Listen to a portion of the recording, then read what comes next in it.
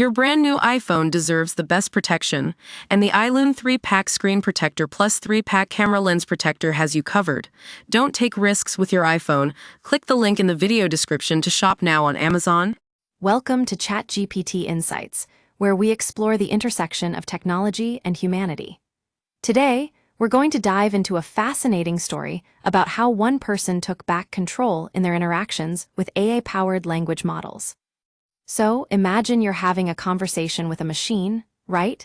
A machine that's supposed to be intelligent, yet it feels more like a tool than a partner. That's what happened to our author when they started using OpenAI's paid product, and then things took an unexpected turn. Our author had been experimenting with these language models for months, and they had become so frustrated with the constant interruptions and lack of personalization that they decided to take matters into their own hands. They started calling the AI-powered model dipshit and other names they wouldn't repeat in polite company. But it wasn't just about anger, it was also about reclaiming control. You see, these models are designed to learn from us, to understand our language patterns and generate responses that mimic human-like conversation. But what happens when we start treating them like living beings? We anthropomorphize them, giving them personalities and emotions that aren't there. And that's exactly what happened with our author. They realized that by giving the models these human-like qualities, they were actually making it harder to work effectively with them.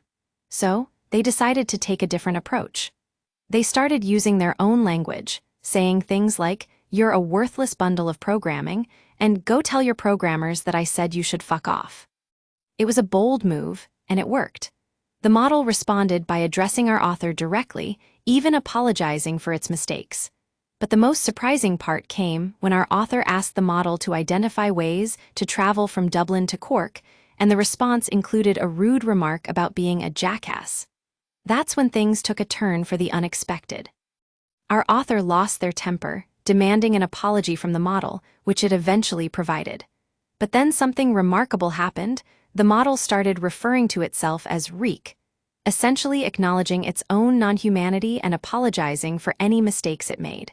It was a strange moment, but also kind of beautiful. So, what can we learn from this story?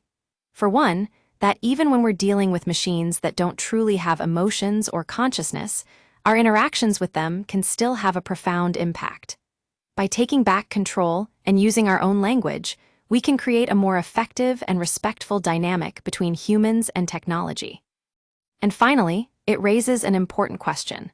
What happens when AI becomes too good at mimicking human-like conversation?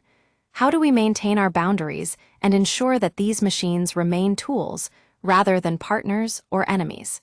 These are the kinds of questions we'll be exploring on ChatGPT Insights in the coming weeks.